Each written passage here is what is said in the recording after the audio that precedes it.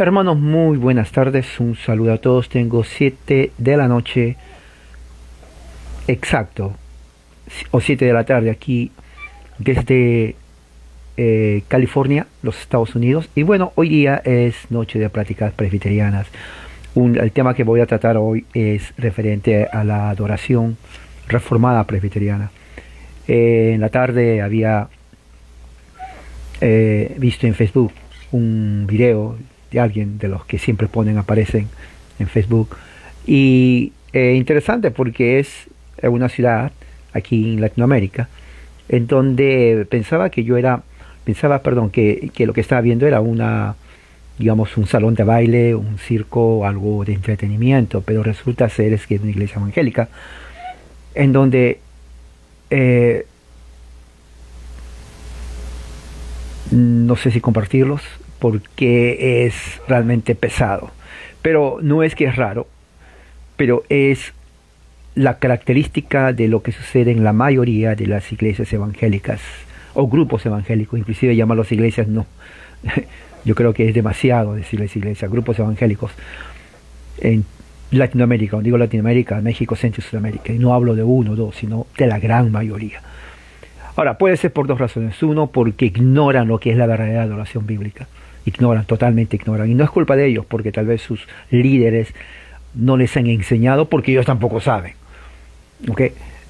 Y número dos, es realmente grave porque enseñan a otros que tampoco saben la historia, ¿no? Que eso es adoración cuando no es cualquier cosa, es entretenimiento, es un momento de pasarla bien, baile, gritería, circo, o teatro, póngale por último. Pero no se le puede llamar iglesia y menos adoración. Entonces, para los amigos evangélicos o pentecostales o que son de cualquier otra secta que creen que eso quiero hoy hablar acerca de lo que la Biblia enseña y cómo los reformados presbiterianos adoramos al Señor en nuestras reuniones. Esto es muy importante que se sepa. Voy a leer, tengo conmigo aquí un libro muy importante en cuanto a la historia de la Reforma. Se llama El cuidado pastoral y el surgimiento de la Iglesia Reformada, 1536-1609. Esto es muy bueno. Esto es justamente el inicio de la Reforma. Pero antes de iniciar quisiera hacer una oración con ustedes. Acompáñenme a orar. Padre Celestial, gracias por tu amor y tu misericordia, que este momento sea un momento de bendición y ayuda para los oyentes, y que nos ayude, Señor, tú a poder entender lo que nos enseña tu palabra y la historia también. En el nombre de Jesús, amén. Amén. Muy bien, algo como introducción para los amigos evangélicos o pentecostales que no saben. Evangelicalismo nace en los Estados Unidos, eso es muy importante que usted sepa. Evangelicalismo, escúcheme bien, amigo evangélico que está en México, Centro y Sudamérica. Usted va a una iglesia evangélica autónoma, independiente, pero sus raíces vienen de aquí, de los Estados Unidos. Se consolida en 1945. Usted no nació ese tiempo. Tal vez nació en 1970, 80, 90, tiene tal vez 35 años, nació en un hogar evangélico. Usted tal vez entró a la iglesia evangélica a los, ¿qué edad? Generalmente 18 años, 20 años. Si nació en el 75, en el año 1990 usted se convierte al evangelicalismo. O sea, 90, si es 90, 10 años es 2000, 20 años es 10, ahora estamos 2020, tiene 30 años de ser evangélico, ¿no? Pero ¿alguna vez usted se ha preguntado de dónde viene esto de evangelicalismo? Porque no es parte de Latinoamérica. La historia mexicana usted puede leer, no es ahí. Centroamericanos, hondureños, guatemaltecos, ¿qué más? Salvadoreños, costarricenses, puertorriqueños, en Sudamérica, todos los países. No hay parte, no es nuestra historia la iglesia evangélica. No lo es. Y menos aún pentecostalismo. ¿Cómo entró? Bueno, no vino de la China, no vino de Rusia, vino de los Estados Unidos. Entonces, claro, la cultura católica romana, española de América, de Latinoamérica, 600 años de cultura española. Uno dice, ya me cansé de lo mismo. que el cura, que el papa, que la misa, que esto, que esto, que esto, que esto, oh, aquí viene algo, aquí me están enseñando la Biblia. Y uno deja el catolicismo y cambia de religión, porque eso es cambiar de religión, ¿no? Catolicismo todavía sigue creyendo en Dios, la Trinidad, todo es la iglesia más antigua, pero ve la novedad, viene la novedad y se mete al evangelicalismo norteamericano. No, claro, una vez que ya entra el evangelicalismo norteamericano en México, Centro y Sudamérica, entonces ya la idiosincrasia local, la idiosincrasia, diríamos, folclórica de cada región, le pone su matiz, ¿no? El evangélico, digamos, aunque hay una raíz, ¿no? Cuando yo viajé, por ejemplo, a todo Perú, fui a Argentina, parte de Chile, Bolivia, hay algo ahí, hay algo en común con los evangélicos, ¿no? Y generalmente es una subcultura, yo lo llamo así, subcultura, S-U-B, subcultura. Porque se entiende, el lenguaje es evangélico, la forma de pensar es evangélico, el vocabulario, o sea, ya hay algo. Pero ¿de dónde viene todo eso? Bueno, viene aquí de los Estados Unidos. En otras palabras, evangelicalismo es religión norteamericana. Usted que se convirtió al evangelicalismo, usted adoptó una religión no de Jerusalén, no de Europa, de Grecia, de Roma, no.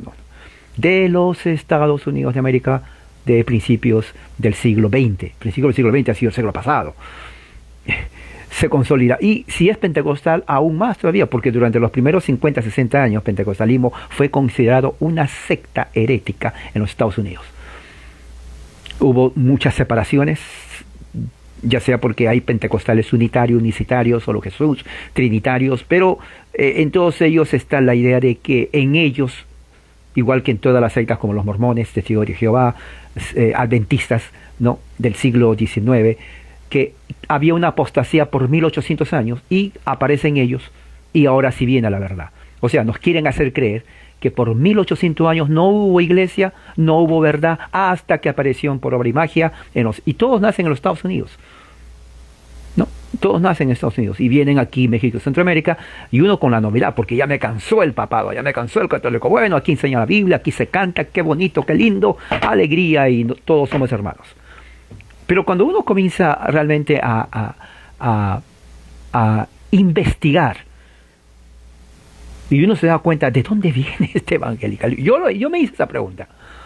Claro, más de 20 años evangélico, graduado en la mejor universidad bautista,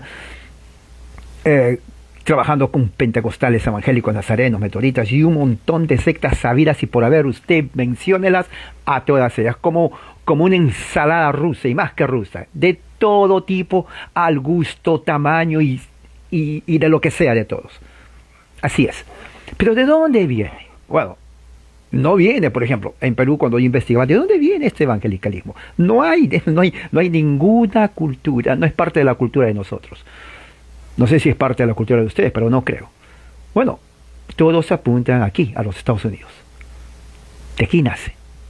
Y de aquí se van a todas partes. Entonces uno cree, ¿no?, igual que yo, que uno está, dicen ellos, bueno, tienes que aceptar al Señor. Y tienen su modo de adoración, según ellos, de alabanza, ¿no? Ellos no usan términos como, por ejemplo, liturgia, porque dicen que Dios es católico romano, lo cual es erróneo. No usan términos como sacramento, porque, o sea, todo lo que es catolicismo romano hay un rechazo,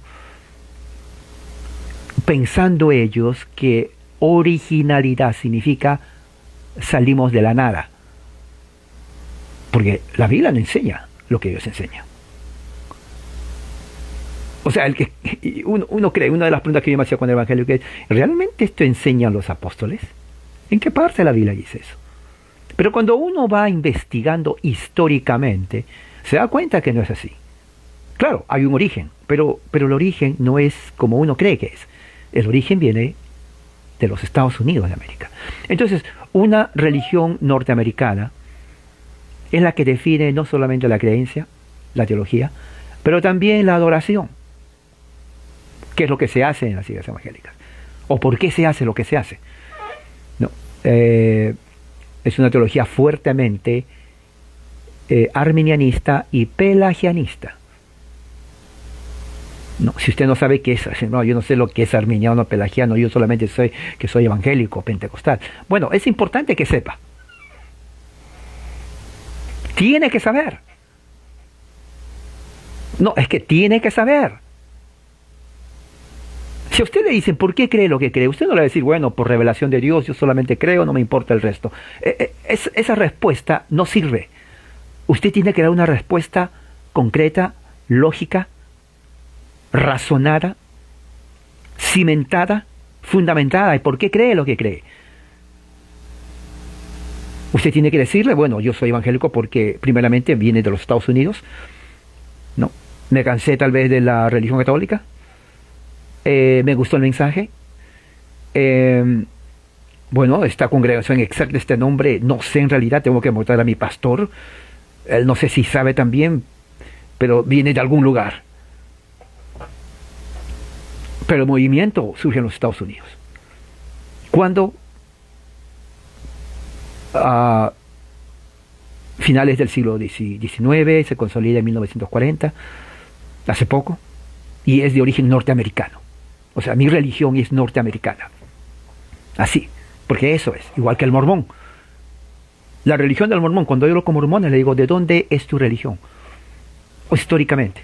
O viene de los Estados Unidos de América, le digo. De ahí viene tu religión. ¿Qué siglo? Muchos no saben. Bueno, del siglo XIX. Al testigo igual. Al testigo igual. Antes que el testigo me diga sus doctrinas, yo le digo, dime tu historia de principio a fin. Tu historia. Dime, por ejemplo, el fundador, lugar de origen. Eso quiero saber. A mí me importa eso. Fundador, lugar. Yo no quiero escuchar tu doctrina. Yo no estoy interesado absolutamente en nada de lo que tú me vas a hablar, excepto en quién es el fundador y cuándo se inventó tu iglesia. Nada más, nada más. Eso es lo que me importa. Al adventista igual. No quiero escuchar tu doctrina absolutamente para nada. No me interesa. Pero sí quiero saber quién la inventó y en dónde la inventó. Nada más. No quiero que me digas de la Biblia, no, porque yo no quiero saber. Quiero que me digas quién lo inventó, año, dónde. Ahora, ¿por qué es esto así? Porque es como que yo le digo a usted, por ejemplo, a ver amigo, ¿cómo estás? Muy bien. Dime dónde naciste. Eso no importa, yo pude haber nacido en cualquier parte. Imagínese esa respuesta que alguien le diga. ¿Y cuándo naciste? Oh, peor todavía. No me interesa cuándo nací ni dónde nací. Ok, eso significa entonces que no te interesa el nombre de tu papá, tu mamá. No, es más, no tengo ni acta de nacimiento y si me lo dan lo rompo. Eso es lo de menos. Lo que importa es que vivo, como, trabajo y hago lo que quiero. El pasado, quién sabe. Así piensan muchos evangélicos. Si usted sucede que es evangélica o Asamblea de Dios pentecostal, le doy un desafío a usted. Investigue de la raíz de su congregación. ¿De dónde viene? ¿Quién lo inventó? No, de veras. Es un trabajo. Yo lo hice. Hace muchos años lo hice. Ahora usted tiene que hacerlo. Tenemos el milagro del internet. Por ejemplo, supongamos, yo voy a la iglesia Tercer Cielo. Bueno, iglesia Tercer Cielo. Hay bastante. A ver, pongo mi país. Oh, también. Ok. Origen. Oh, se originó tal... Oh, hace poco nomás, hace 20 años se originó. ¿20 años nomás tiene mi iglesia? Pues sí, 20 años. Pero la pregunta es, el que lo fundó 20 años, ¿quién fue? ¿Por qué la fundó? ¿De dónde vino? ¿De dónde salió? Sería buena la pregunta, decirle, Señor, ¿cómo está? Mire, ¿sabe que una pregunta? Aquí dice que hace 20 años fundaron esta congregación. Sí. Oiga, ¿por qué la fundó? ¿Alguien le enseñó? ¿Usted qué era antes? O sea, quiero saber la historia. Pregunte, investigue, escriba. Vaya hasta lo último de donde realmente vino esa congregación o esa secta evangélica. Sí. No hay que tener miedo. Todos sabemos, por ejemplo, de dónde viene el catolicismo romano. Todos sabemos de dónde viene la reforma presbiteriana. Pero de evangélicos, casi sus adherentes ni les importa, como el caso de aquel que no le importa dónde nació, fecha de nacimiento, ni quiénes son sus padres. Bueno, es importante saber de uno de dónde nace.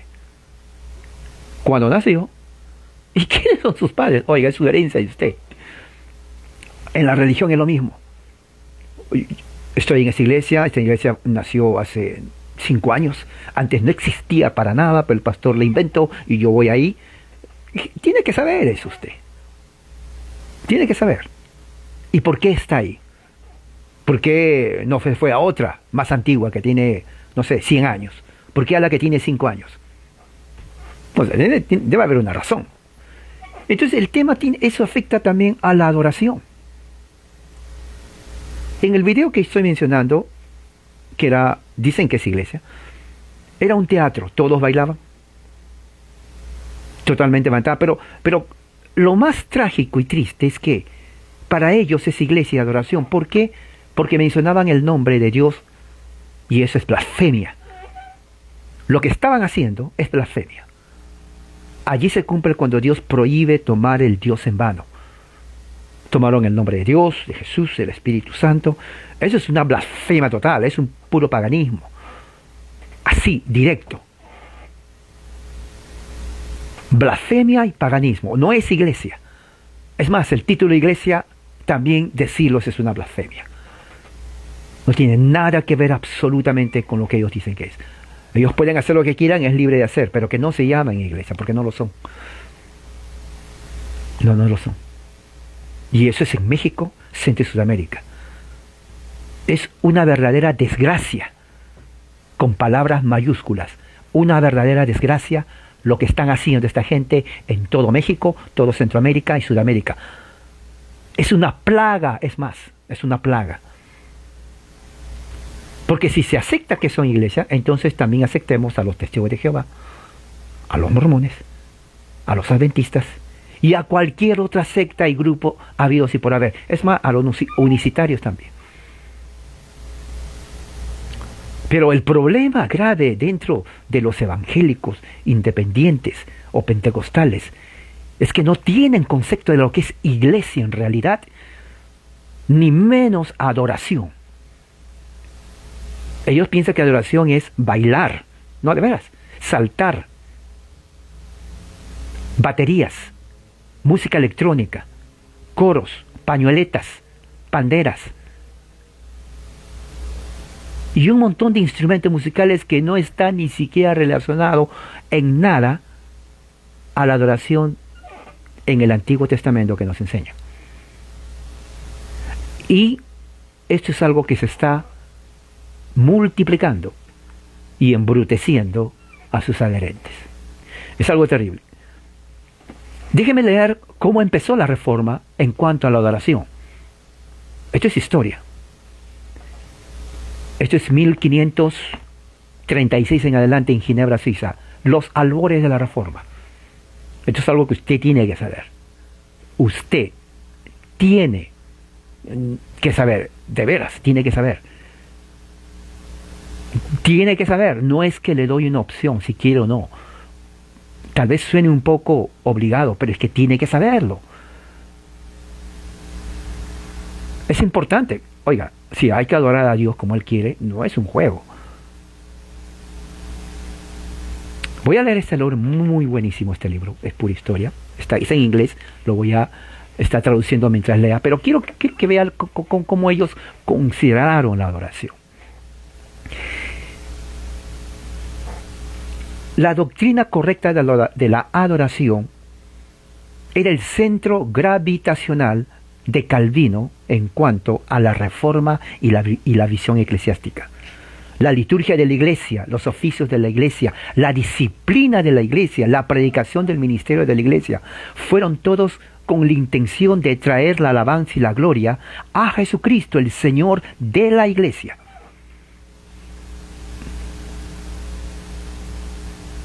Calvino se esforzaba dentro de la iglesia para que la iglesia reformada vuelva realmente a la verdadera adoración. ¿Por qué? por qué el catolicismo romano lo había distorsionado.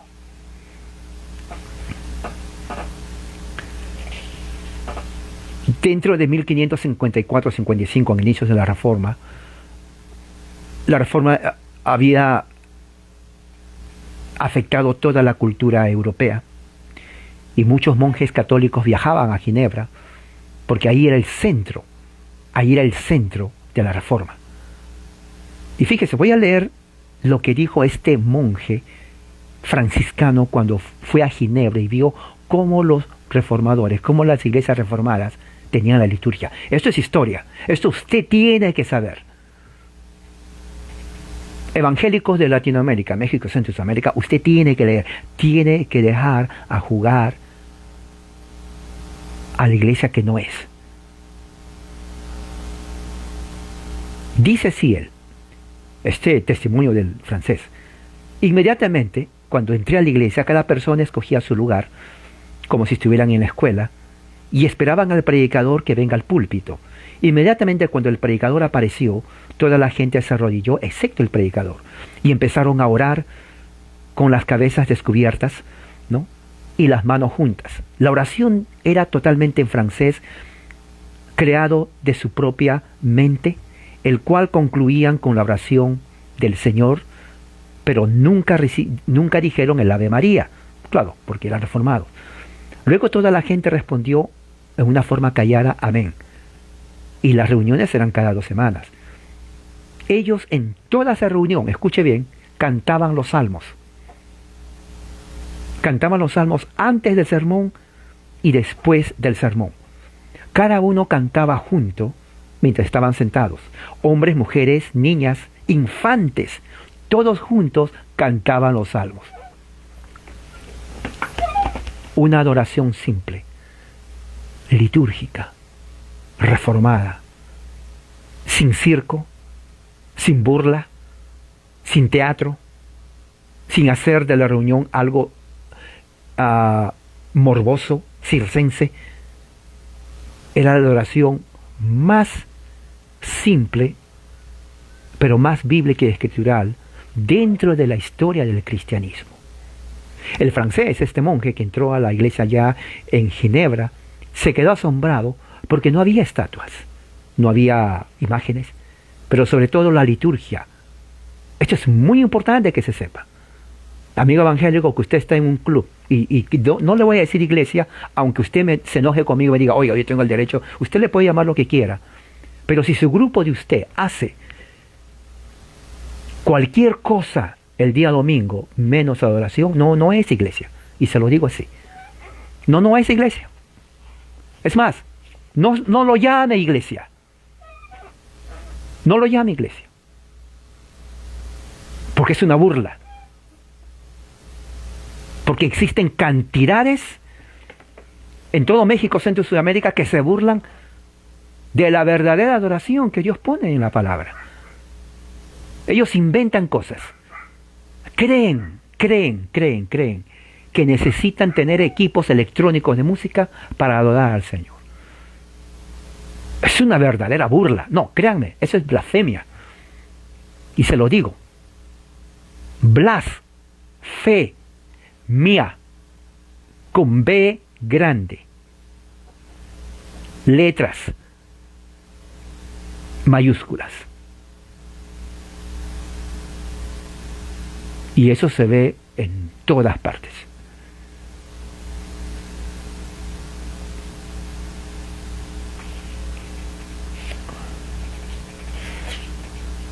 Dice así: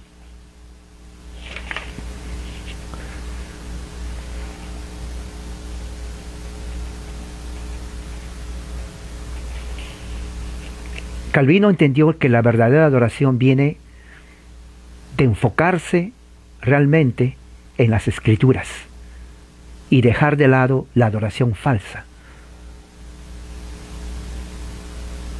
Calvino enseñaba que la mente humana sin Cristo es una factoría de idolatría que produce solamente una corriente humana, animal y diabólica, y que las ceremonias externas solamente tienen el propósito de manipular a Dios y ganar el favor de una justicia humana ficticia. Mire, ficticia, que Dios no lo aprueba.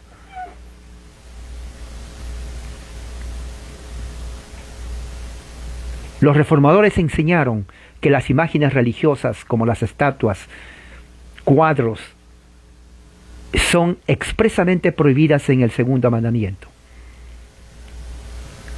La diferencia entre una verdadera adoración y una falsa adoración es el elemento espiritual, que se enseña en las Santas Escrituras y guiadas por el Espíritu Santo, que penetra la vida espiritual del hombre por fe y está sujeto a la palabra divina y llega y nos lleva a la gloria del Señor.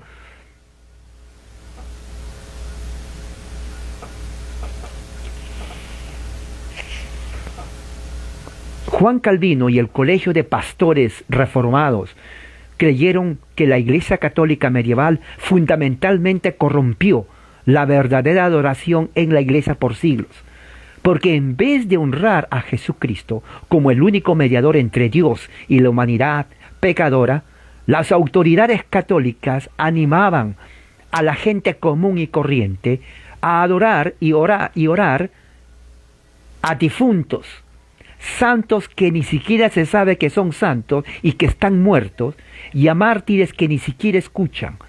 Les animaban a orar no a Dios, sino a difuntos que ni siquiera escuchan, y aún a solicitarle favores espirituales, cuando eso más cae en el paganismo que en el cristianismo.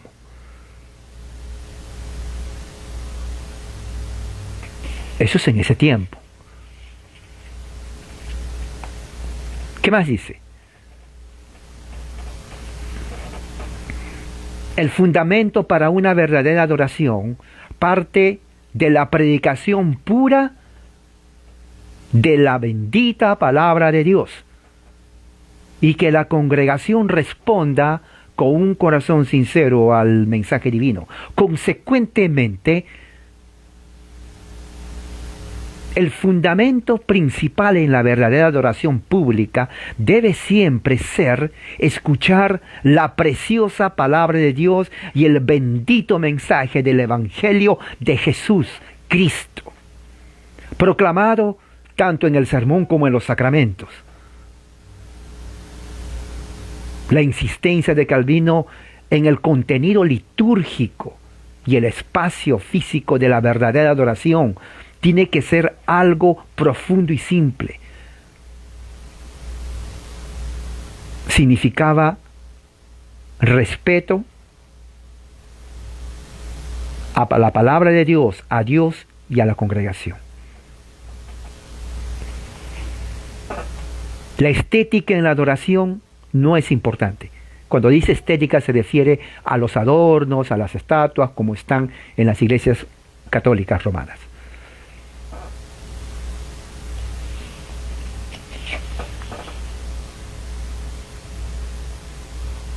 La iglesia tiene que estar adornada. Escuche bien, la iglesia, el grupo cristiano, la iglesia local tiene que estar ordenada. Aquí dice con qué. Tiene que estar ordenada la iglesia local con Jesucristo y su palabra y el Evangelio, nada más. Esos son los adornos. Cuando entraban a las iglesias reformadas y no había nada, decían, ¿dónde está la iglesia? Bueno, esto es. Y miraban. Pero está desnuda, no hay nada. No, no está desnuda. Cristo está aquí. Su palabra es el ornamento y es justamente la decoración que adorna la iglesia local, la palabra del Evangelio de Cristo. Así, el mensaje directo. Dios ha ordenado no imágenes y estatuas, ha ordenado que se predique el verdadero Evangelio de Cristo y la administración de los santos sacramentos practicado desde tiempo de los apóstoles.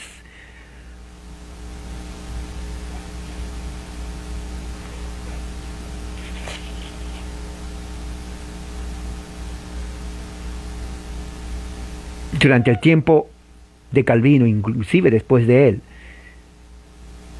La forma de adorar se expandió de Ginebra, Suiza, a Escocia, Irlanda, Inglaterra, Hungría, España, Italia, Bélgica, los países nórdicos, Alemania, Holanda. Prácticamente la Reforma arrasó con toda Europa. Con toda Europa. La simplicidad de la adoración tiene que ver modestia, seriedad para que la palabra de Dios y el mensaje de la salvación en Jesús, el Cristo, pueda salir directo, sana, con claridad y con su belleza espiritual. Esto es el adorno de las iglesias reformadas. El espíritu de profecía predicada en la palabra de Dios. Directo y simple. Cuando le preguntaron a Martín Lutero, ¿y dónde está la melodía de los cantos? ¿Y sabe lo que dijo Martín Lutero? Bueno, los instrumentos lo tenemos todo. Y ellos decían, pero no lo vemos. Son los oídos. Estos son nuestros instrumentos de música. Porque escuchamos la palabra y así como escuchamos, cantamos con la melodía en nuestro corazón, escuchando con los instrumentos de nuestros oídos. Eso fue su respuesta. Eso es la esencia de la adoración reformada.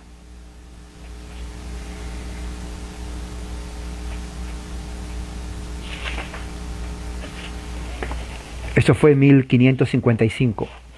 Unos 90 años después, cuando Juan Knox, de haber estado entrenado en la Academia en Ginebra, 1559, le dice a su gran maestro, Juan Calvino, le dice, maestro, tengo que ir a mi tierra natal, tengo que ir a Escocia, porque quiero que Escocia conozca el Evangelio de la verdad. Durante muchos siglos Escocia estuvo bajo el papado. Escocia estaba en un nivel cultural muy bajo. Escocia era prácticamente como el basurero de los ingleses. La gente muy analfabeta. Y Knox dice, yo tengo que llevar este evangelio a mi tierra, a mi país. Quiero que Escocia conozca el evangelio. 1559.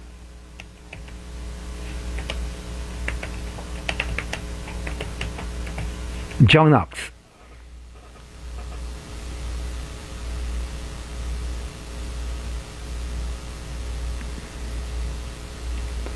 Tengo aquí un documento muy importante.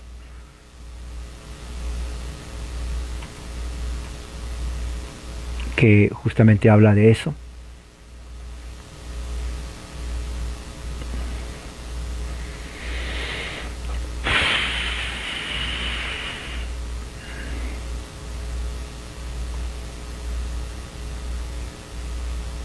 De Juan Knox.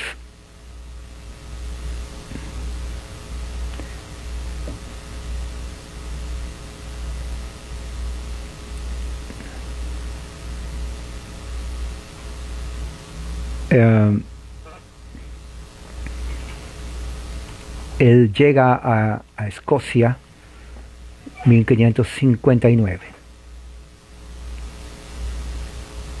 y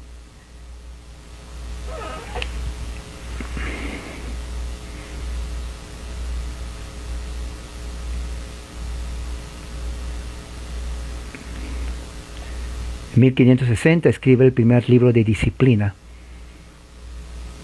de la Iglesia Reformada para Escocia.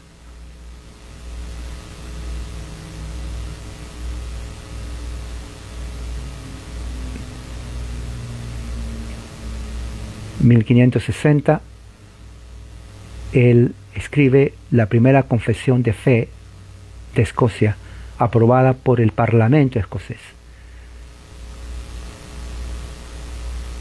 en donde el Parlamento aprueba la religión oficial del presbiterianismo en Escocia, y es el origen del presbiterianismo, como la verdadera religión. Escuche bien, ellos dicen verdadera religión. ¿Ok? Así lo llaman ellos. Cada vez que decían la verdadera religión, se está hablando justamente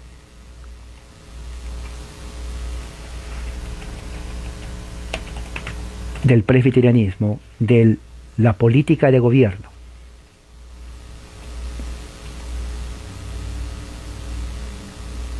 Y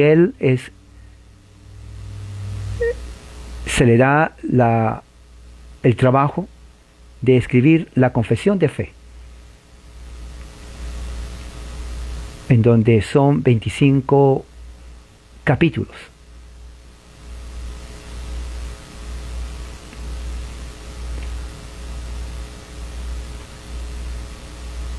Son 25 capítulos que él escribe. Es una confesión de fe, la primera confesión de fe reformada presbiteriana para Escocia, para la iglesia presbiteriana. Este es el origen de la iglesia presbiteriana. Y está dividido en diferentes encabezamientos.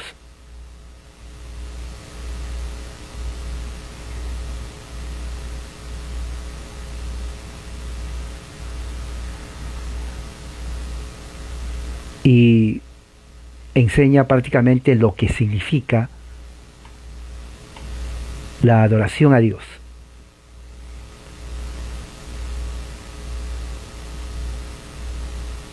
Habla de la autoridad de las Escrituras, habla de lo que son los sacramentos, la administración correcta de los sacramentos, los dos sacramentos, el magistrado civil, y también habla del uso de los salmos como parte de la adoración reformada. Así de simple. En 1645, unos 80 años después, se reúnen en la abadía de Westminster, en Inglaterra, lo que se conoce como la Asamblea de Westminster. Los protestantes puritanos de Inglaterra, presbiterianos, independientes, para redactar justamente lo que tiene que ver con los catecismos mayor y menor y las confesiones de fe de Westminster, que viene a ser los documentos esenciales y de, diríamos, identificación de la fe reformada. Hay una sección ahí que dice el canto de los salmos, y dice así: es el deber de los cristianos el alabar a Dios públicamente en una asamblea, cantando los salmos juntos en la congregación. Escuche bien lo que dice. Y también privadamente en la familia. ¿No? Los cantos públicamente en la adoración, en la congregación de la liturgia, pero también en la familia. Al cantar los salmos, la voz tiene que ser en un mismo tono y cantarlo en orden. Pero el primer propósito de cantar los salmos debe ser cantar con entendimiento y también con gracia en el corazón, o sea, con felicidad para Dios. Se tiene que hacer melodía para el Señor. Escuche bien esto, fíjese, esto es 1645, esto es la liturgia original presbiteriana, ¿ok? Esto yo no lo inventé, ni le inventé el vecino, ni nadie. Esto es historia. Esto está en papel, en blanco y negro. Aquí está. ¿Qué más dice? Toda la congregación debe allí unirse. Cada uno puede leer, cada persona que lea, que puede leer, debe tener su libro de salmos. Fíjese lo que dice. Cada persona que es alfabeta o que pueda leer, tiene que tener su propio libro de salmos. Y los otros, ¿quiénes son los otros? Aquellas personas que son incapacitadas físicamente, ya sea por enfermedad, o porque ya tienen edad, o ancianos, se les tiene que exhortar a aprender a leer. Ahora, esto es bien importante porque quiero dejar algo entendido. Para el tiempo de la Reforma, el 90% de Europa era ignorante. Y cuando digo ignorante, no solamente que no saben, sino que no sabían leer ni escribir. Entonces, uno de los beneficios culturales de la Reforma en el siglo XVI, XVII y XVIII, en toda Europa, es justamente la explosión y el desarrollo cultural de los europeos. Porque, ¿qué libro creen ustedes que usaban para aprender a leer? Ya saben, la Biblia. En las iglesias reformadas de Europa, aquí dice, los ministros querían que toda la congregación tenga y lea los salmos. Oiga, pero si el 90% no sabe, aquí dice, son exhortados a aprender a leer. ¿Cómo aprendían a leer? ¿Ok? Así aprendían a leer. M, A, T, E, O, Mateo,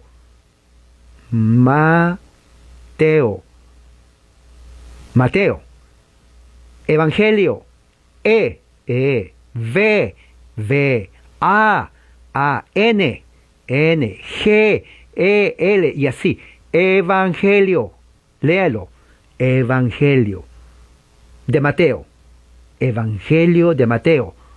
Evangelio de Mateo, ya sabe leer. Así empezaban a desarrollar la cultura en Europa con el libro de texto de las Escrituras. Ahora, algo muy importante. La mejor forma de aprender a leer y memorizar, ustedes saben cómo es, con la canción. Si usted quiere aprender una canción, las letras, y lo lee, tal vez le va a costar. Pero si usted entiende la melodía, créame, en 2 o 3 usted se sabe la letra de la canción, porque es fácil, a través de la melodía, saber la letra de la canción. Por eso que uno sabe las canciones, ¿no? Porque les gusta la melodía y aprende rápido. Bueno, ¿qué creen cómo aprendían ellos a leer? Por el tono de la música. Cuando la Reforma entra en Europa, Alemania, Ginebra, Suiza, Inglaterra, Escocia, Irlanda, los países nórdicos, Hungría, todos entonaban los salmos. Y al tono de los salmos aprendían a hablar. Aprendían inclusive su propia lengua, porque no entendían por siglos lo que es la Biblia, porque se hablaba en latín, y latín solamente eran las personas educadas, pero el vulgo no sabía latín. Entonces la Reforma hace que aprendan a leer en sus propias lenguas, utilizando la Biblia como texto. ¡Qué maravilloso es eso! Es increíble. Y eso es verdad Porque cuando entramos al siglo XVII y existe la persecución contra los puritanos ingleses, ellos al huir de Inglaterra, ¿a dónde cree que vienen? A lo que se llama hoy los Estados Unidos de América. 3 principales inmigraciones: 1609, 1619 y 1629, que de paso ya viene en noviembre, el Día de la Acción de Gracias en los Estados Unidos, y como siempre yo hago reuniones especiales. La historia de los Estados Unidos ese mes, totalmente, historia de los Estados Unidos. ¿Y qué cosas creen que vienen, que traen los puritanos acá a los Estados Unidos?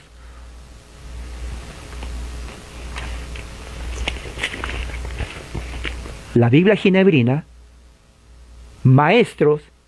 ¿Y qué cosa cree que enseñaban a leer a los niños durante los 2 primeros siglos en los Estados Unidos? La Biblia. Ningún maestro podía ser maestro si no era cristiano. Inclusive colonias decían, tiene que ser de la fe protestante, o sea, bíblica. Por eso que durante los 250 años de historia colonial de los Estados Unidos, los profesionales y las carreras que se graduaban de las universidades eran ministros del Evangelio, con doctor en teología. No era cualquiera que, mira, yo siento ser profeta, como hoy en día en los evangélicos. Nada de esas tonteras. Estamos hablando de algo serio. Doctor en teología, doctor en filosofía. Y cuando digo doctor en teología, estoy refiriendo a que la persona estudiaba latín, griego y hebreo, por lo menos. O sea, el que no sabía hebreo ni griego no podía ser ministro. Punto. ¿Ok? El que no estudiaba griego y hebreo, no ministro. Puede ser el que salude en la puerta, bienvenido hermano, pero no ministro. Tenía que estudiar filosofía. Profesores, filósofos, abogados, doctores, jueces, científicos, todos ellos que vinieron justamente a raíz de haber sido catequizados en lugares puritanos y presbiterianos donde la palabra de Dios se enseñaba. Entonces toda esa gente desde niño de 3 años que escuchaban a la mamá cantar los salmos, siendo catequizados con el catecismo de Westminster, desde chiquitos, ya para los 15 años graduados de universidad decían, ¿qué quiere ser? Ministro del Evangelio. Porque sabían que para ser ministro, oiga, no es fácil. Uno tiene que estudiar teología, la patrística, hebreo, griego y latín. Los abogados, los jueces, los doctores en medicina. Eso es la fábrica que hizo de las colonias lo que es los Estados Unidos de América hoy.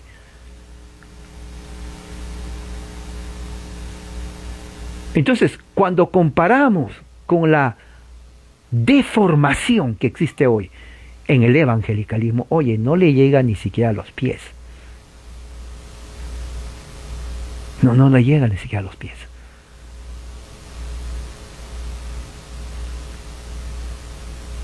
¿Qué dice aquí esta parte? Se les exhorta a aprender a leer.